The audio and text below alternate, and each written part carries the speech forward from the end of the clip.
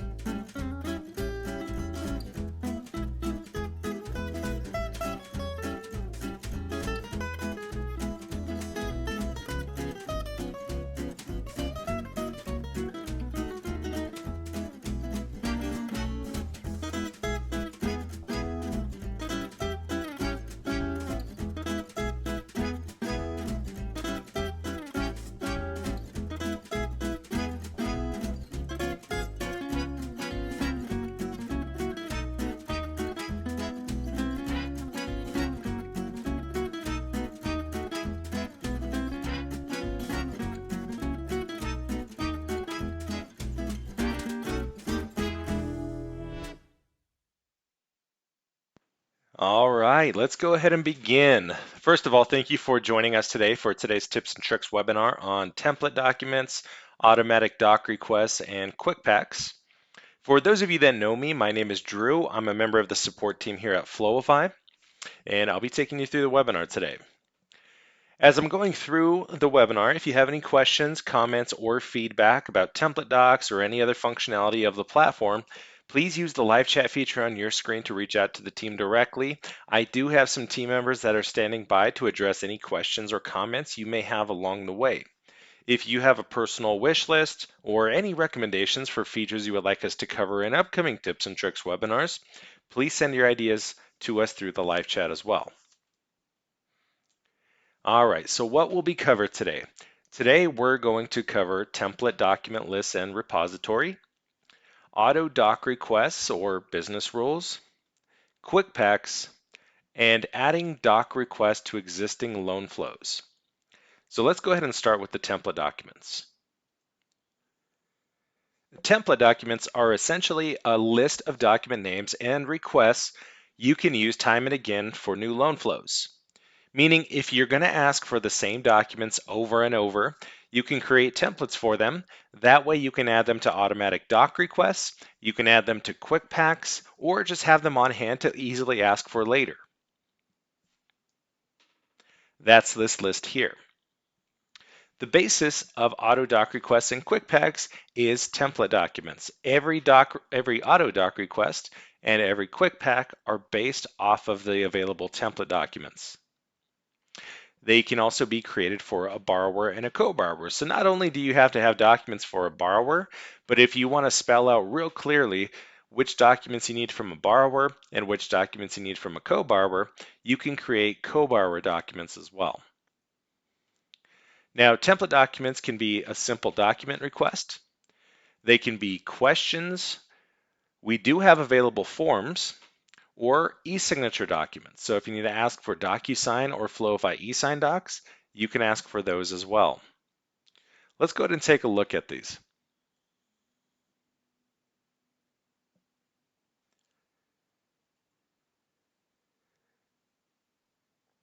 All right, so if we open up our account, the first thing we're going to want to do is we're going to go up to Settings, and we're going to see the Template Docs tab open up. Now, the first thing we're going to see here is going to be Quick Packs. You can go ahead and customize those here. We have our follower packs, which is how you can customize which teammates also get copies of the emails. You have your template document categories, which is how you can categorize your template docs. I'll come back and talk about that a little bit later. And then, of course, you have your template documents here. Now, if we look down below, we can see my entire list of template documents down here. All right, if I want to ask for bank statements, driver's license, pay stubs, I can also create document requests for co-borrowers. So you can see here I have my co-borrower bank statements the last 2 months. So I can spell out real clearly which documents my co-borrower owes. And then of course I can add an optional description to the right side if I choose to. Over to the right, I can see the different types of documents. I can see which documents are a regular doc request, which documents are Floify e-sign, and I can also look for questions in here. So if I want to determine what type of document I have, I can see that, and then I can go ahead and pick my category. I can see which documents I have under assets here. I can go ahead and choose how to categorize those. I can go down the list and I can choose which documents I have under miscellaneous. All right, now miscellaneous is going to be the default. So if you don't pick a category, it's going to fall under miscellaneous. I can go ahead and pick income. And then under the action column over here, I can always view. So if I include a sample of a document, I can always view that. Now, if you do have a sample, I can always go ahead and download it as well. All right, and then of course, if I need to edit the document, I can go ahead and edit the name. I can edit the description. I can always browse and attach a document if I choose to, maybe a sample document, and then I can choose how I want my borrower to respond. So do I want my borrower to respond by uploading a doc, or do I want them to acknowledge receipt? All right, I have one of two options there. Again, I can pick my category, and then I can go ahead and save. In this case, I'm just going to cancel, but you get the idea. And once, or if I should say, you have a document request that doesn't apply to you, you can go ahead and archive that. What that'll do is that'll remove it from your active tab and it'll put it into archived, where it'll be out of sight so you can no longer see it. If you ever need to search for your template documents, you can go ahead and search through the bar right here. Just type in the name of a document and you can find that. And then you're going to have your different types of doc requests. So at first you have an add new doc. You can add a new question as well. With the questions, the borrowers can respond right back through Floify. You can add a new form. So forms can be customized. If there's particular questions you want to ask and it's easier for the borrower just to fill those out online, you can go ahead and add a new custom form. We can always help you out with that if need be. And then if I move to the right a little bit here, you can see I can add a new e-signature doc. Now I can add DocuSign or I can add a Floify e-sign doc right here. You have a couple of different options. So if I click the Floify e-sign, you can put your document name, again, an optional description.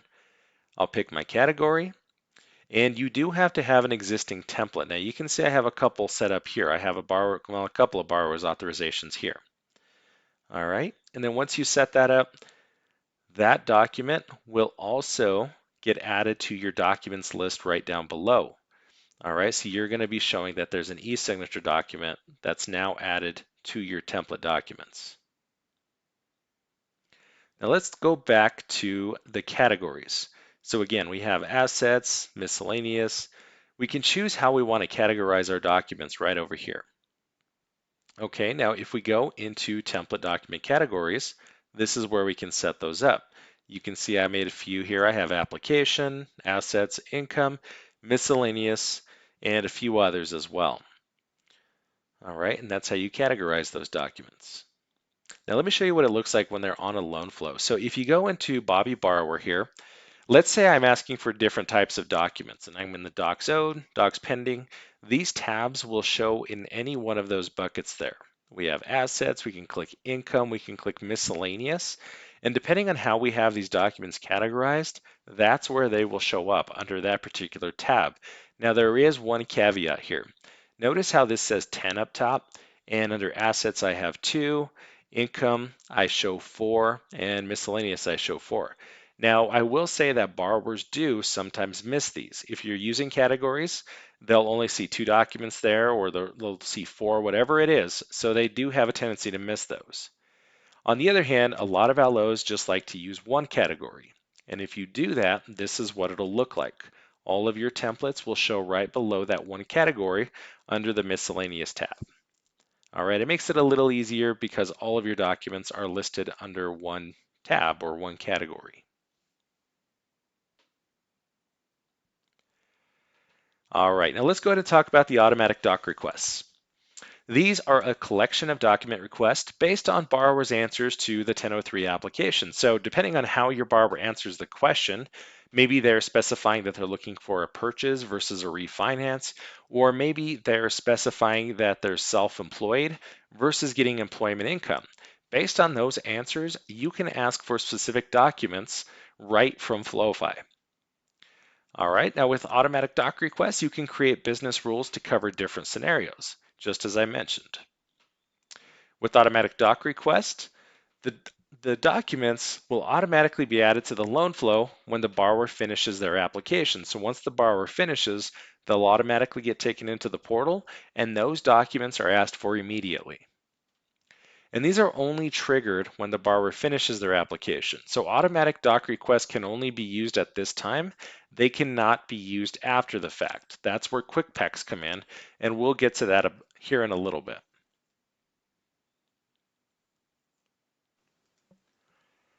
Okay, so here in settings, we're now going to go to the Apply Now tab. And from the Apply Now tab, we'll go 3 sections down to Apply Now Automatic Doc Requests. I'm going to go ahead and access Auto Doc Requests. And here is where I can see my business rules or my automatic doc requests as they're set up now. You should also have some that are already set in your account, but you can either edit those or you can create your own business rules as well. If we take a look at a few of the ones that I have built out already, you can see that I have bank statements. So when a borrower goes through and specifies in their assets section that they have a checking or a savings account, I'm going to automatically ask for a bank statement from them. Same thing with the savings account. If I have a co-borrower on the loan, I have it set up to where I have a custom question set up on my application where if there is a co-borrower, I'm going to ask for co-borrower bank statements, driver's license, and pay stubs. All right, if my borrower is employed or they get employment income, I'm going to ask for W-2s and pay stubs. If my borrower gets a cash gift, I'm going to ask for a gift letter. All right, I think you get the idea here. If it's a purchase, I'm going to request driver's license and a borrower's authorization. If it's a refinance, I'm going to go ahead and ask for insurance information and a recent mortgage statement. And then, of course, with self-employed, I can go ahead and request 2 years of federal and business tax returns. Okay, now if you did want to build out your own business rules, you can go ahead and click New Business Rule down below. So let's say I wanted to ask a question for a DD-214. So let's put that in here. If anybody here does VA loans, you can go ahead and create one similar to this. So I have a DD-214. So I'm going to say that if are you a veteran is yes, ask for DD-214. All right, so now I'm going to go down here and here's my selections that I have. Now you're going to have a few by default before you ever add any custom questions. Those are going to be assets, income, liability, loan type, marital status, and then real estate occupancy and status. You're going to have those on there by default. Now, if you do go into your Apply Now 3.0 application settings and you add any custom questions there, those are also going to be an option for you to select here. So in this case, I'm going to go ahead and say, are you a veteran for my borrower? If that equals yes, I'm going to go ahead and add a doc request under my actions for Form DD-214. All right, so once I save that, that's all it takes to go ahead and create a new business rule. Now I have a DD Form 214. So if my borrower says yes, they are a veteran, I'm going to automatically ask for that document request. All right, now let's take a look at this in action. So I went ahead and I filled out an application on behalf of a borrower. Let me go ahead and pull that up here. And I went through and I filled out some of this information. So I went through the About You. I plugged in any of these required fields. I have date of birth, I have social in there. And I went ahead and marked my borrower Raymond test case, as married here. All right, so I filled out some of that information. Under employment history, you can see, actually, let me go back here.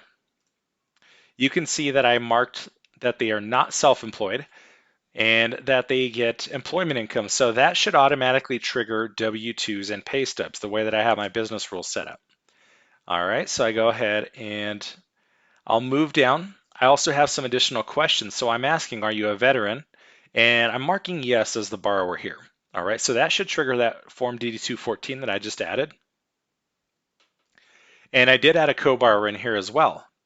All right, now one of those business rules, you'll notice that you don't have the option of selecting a co-borrower by default. So the workaround I did for that was I added a custom question under part 5 of the application, asking again if there was a co-borrower on this loan. And if they say yes, then I'm going to trigger those co-borrower documents that I'm asking for. Okay, under assets, I went ahead and plugged in that I have a checking and a savings account. So you can see I plug in a checking account here. So that should automatically trigger a bank statements request. And then under loan info, I did specify that this was going to be a purchase. So let me go ahead and select this one. I'll just say it's 500,000 is my purchase price, and I'm putting 100,000 down. All right. So with the purchase, I should just ask for a driver's license and a borrower's authorization. And then again, I have my additional question here. Is there a co-borrower? And they say yes. I'm going to trigger those co-borrower docs. So now what happens is once I have those business rules set up, looks like I'm missing something here. So let's check this out. Whenever a borrower is missing something, they'll see this little red symbol here, and you'll notice that the continue to submission button is grayed out at the very bottom here. So let me just check what's missing here. So additional questions. Oh, this is for my co-borrower. So I'm going to say, yeah, we're working with Eric. And have you had any forbearances? No. Okay, contact email. So let's just say email is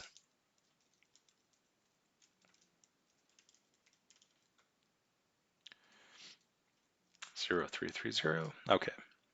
All right, now if we go to review and submit, we can see that everything is filled out successfully. Now I can go to the very bottom. I can continue to submission. The last 2 items needed from a borrower are going to be the e-consent and the credit authorization. Same thing for the co-borrower. Once those are selected, the submit button shows and the borrower can click that. Lets them know the submission was successful. So let's take a look at how these documents automatically get added. So if the borrowers are using the same email, which I did plug in here, it asks, who are you? Are you Ray or are you Marisol? I'm going to say I'm Ray, and I'm going to log in. We walked the borrower through the initial tutorial. I'm just going to go ahead and fast forward through this part. But now we can see all of those documents that are being asked for. So here's my bank statements. Here's one of my co-borrower documents I'm asking for. The gift letter, because I specified that I had a cash gift. And then under income, I have more documents, pay stubs, W-2s, borrower's auth, driver's license, and the Form DD-214. That was the last one that I added. So you can see how nice it is when that works out for you. Now, once your borrower does upload these for you, they're going to show up here in the docs pending review, and you will have the ability, let me go back to your view here. If you go back to the home page, you can see that Raymond and Marisol are now an active loan on your pipeline. There's 9 documents that need your review. All right, now from here, you can start going through and you can give them either a thumbs up and those will move into docs accepted. Or if you ever need to, you can give a document a thumbs down and that will kick that document back into the docs out here. You can give it a reject code and you can give them a reason as well. So if it's missing a page or what have you, you can type that in here and then you can reject it and that'll go back into the docs out so the borrower can try that again. All right, but that's how the automatic doc requests work.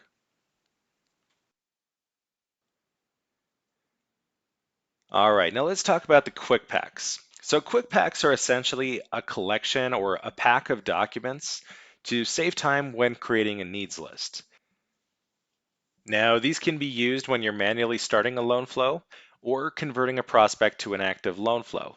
That could be when you're converting an incomplete application to an active loan. Sometimes borrowers struggle with the apps and you just have to convert them to an active loan. You have to start asking for documents at some point, so you can go ahead and convert that manually. Others may have the setting turned on where auto doc requests are not automatically converted. So instead, even completed applications will hang out on the prospects page until you're ready to manually convert them. All right, now a quick pack is the default quick pack. So if the auto doc requests are not being used, none of them are enabled, then the doc requests that are going to be used are anything that is added to the quick pack named quick pack. And you can have up to 15 different quick packs.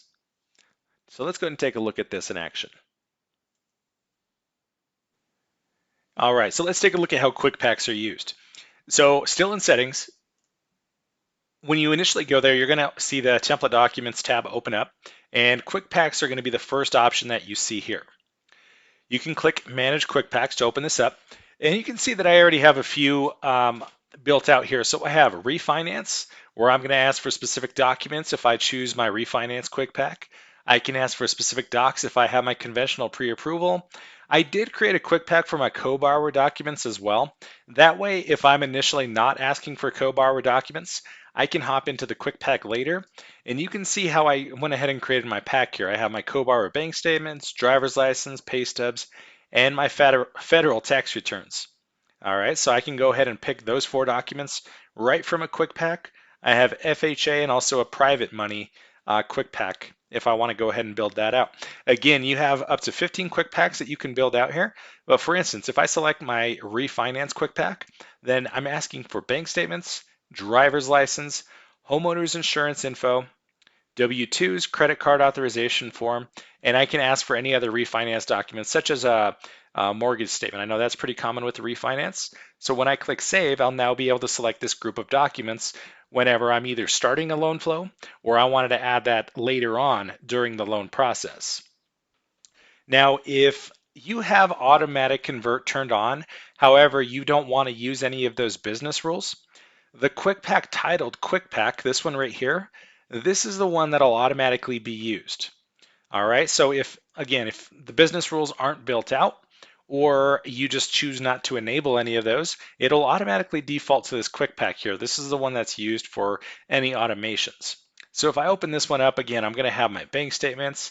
In this case, I have federal tax returns. Maybe I needed some more though. Maybe I needed some pay stubs, borrower's authorization. Let's go ahead and add W-2s, and we'll call that good there. We'll go ahead and save that. So now, anytime a new application is started and completed, if I didn't have any business rules turned on, Quick Pack would be selected there.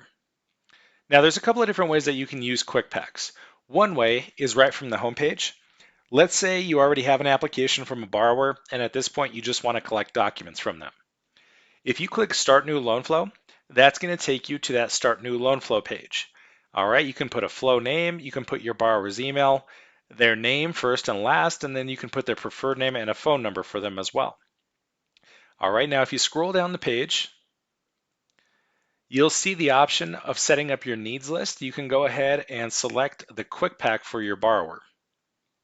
Now I can select those quick packs right here. So here's my refinance, here's my conventional, my co-borrower docs, all the ones that I just showed you.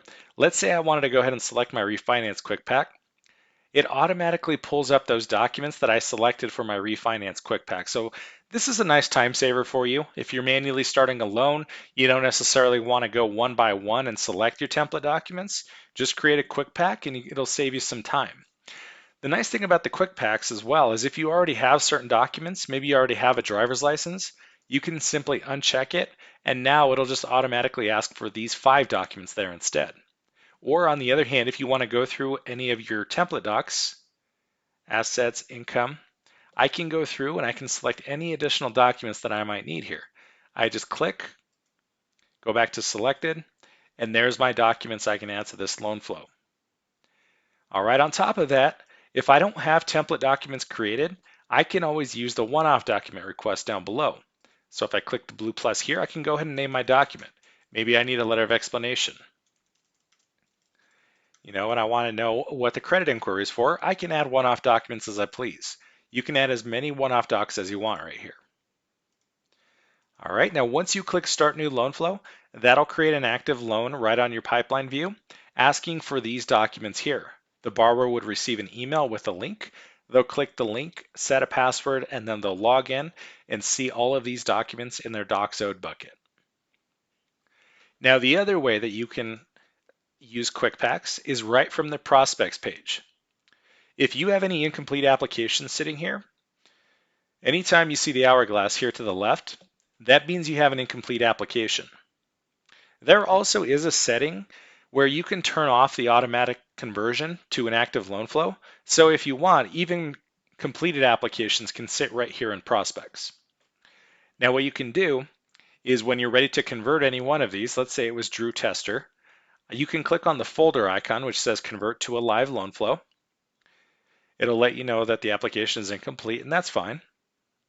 And again, it's going to take me back to that start new loan flow page. Now in this case, it's already going to have the email plugged in. It'll have the borrower's name, any information that it already has from the borrower. It'll automatically plug those in. Again, you go to the bottom, and here's your quick packs again. You can select right from those, or you can just simply go through your template documents and add those there. All right, and then same thing, once you convert that to a live loan flow, it'll show up on your active loans here. All right, now let's talk about the add new doc requests. The add new doc requests are used to add quick packs or individual doc requests to a loan flow when the loan flow is already established. You can add template documents, one-off docs, borrower questions, or those e-sign requests. Floify will automatically send an email and a text message when new documents are added. There's a 15-minute window before it does send those text messages out or emails. And the reason for this is it'll allow you enough time to add your document requests before sending out 2 or 3 or 4 different emails to your borrower. All right, now let's take a look at how to add a new doc to an existing loan flow. Now, of course, we have our borrowers here.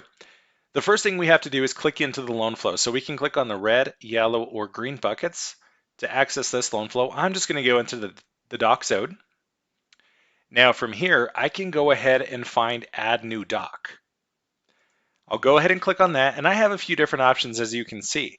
I have my Floify e-sign option, which is the first box that you see here. I can add a one-off doc request. I can add my template documents. This is where my quick packs will live as well. And then I can add a borrower question here as well. And then also, if I have DocuSign set up, I can go ahead and add an e-signature doc from DocuSign. All right, so for starters, let's go ahead and look at the template docs here. If I open up my template docs, this is going to look familiar to you.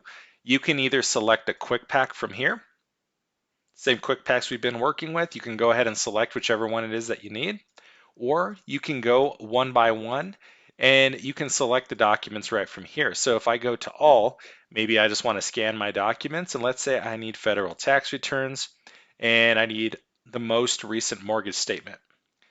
Now I do like to go back and click selected just so I can make sure I have the correct documents here. And I can now add selected template docs to flow.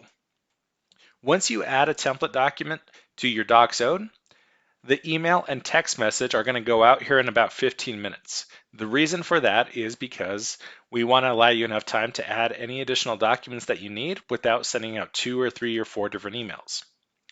All right, going back to add new doc, you can also add one-off docs. So a one-off doc is if you need to get real specific or if you don't have a template document created for a certain request. So if needed, again, you can go in here and you can type your document name. Maybe you need a letter of explanation. You can go ahead and put a document description. Maybe I need to know what the credit inquiry was for in February. If I need it, I can browse and attach a document, and then I can choose how I want my borrower to respond. Do I want them to upload, or do I want them to acknowledge receipt? And I can add additional one-off docs as needed. You can add as many as you want here. All right, if I were to click submit, that would add that document request into the docs owed. So the next time the borrower logs in, they'll see that document added to their list of docs owed. I can also ask my borrower a question. So if I had a real simple question I wanted to ask my borrower, I can go ahead and click, oh, let's come up with a subject here. Let's just say,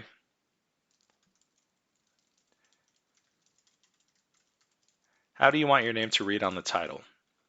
All right, I can pick a category. Let's just put this one under miscellaneous. And I'll type the same thing in the message. Please tell me how you would like your name listed on the title. All right, I can play around with any of the formatting here or the size of the text if I wanted to. That looks fine to me. I'm just going to go ahead and click submit. If anybody is curious as to what this looks like, if I go to the miscellaneous tab, I can go ahead and find my question here. Let me just refresh real quick. All right, so here is my lender question. You can see that it reads lender question. How do you want your name to read on the title? Now my borrower can go ahead and view this question. They can click on the eyeball. They can see the question here.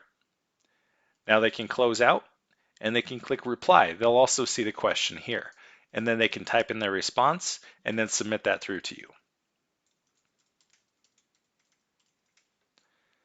Once they click submit, that goes into the docs pending review with any of your other documents. And from there, you can give it a thumbs up or a thumbs down. In this case, I'll go ahead and give it a thumbs up to move it to the docs accepted. Going back to that add new doc, I can also add an e-signature document, and that goes for Floify eSign or for DocuSign. If I go into the Floify eSign doc, I can go ahead and type in my name. I know I already have a borrower's authorization in here, but let's assume I didn't in this case. Again, I can pick my category. Document description is optional, and now I can browse and attach a borrower's authorization. If you're using a template, you can select from a template down here. Again, I know I already have one here, but I'm going to assume that I didn't. And I can click the checkbox that says do not use an existing Floify eSign template. And because I know I have this already listed in my docs.ode, then the same name cannot be used twice. So I'm going to change this just a little bit. I'm going to change it to borrower authorization. Otherwise, I'll get an error stating that this document name already exists. All right, now I can go below and I can set my signers. So I have my borrower and I have my co-borrower and I have the loan officer as well. In this case, I don't need the loan officer to sign. I'm just looking for the borrowers. So again, I have this checked. I click add Floify to eSign. DocuSign works the same way. It'll take just a few seconds for your document to pull up. You can go ahead and add your signatures wherever you need to. If anybody has previously watched the eSign webinar, you already know how this works. I'm just going to put a few signatures in here. I'll put a date, get it lined up how I like, and I'll click Send Document. And now if I go back to my docs.ode, I can go to the Miscellaneous tab, and here's my borrower's authorization. And if I hover my mouse over, I can see that Ray and Marisol both need to sign.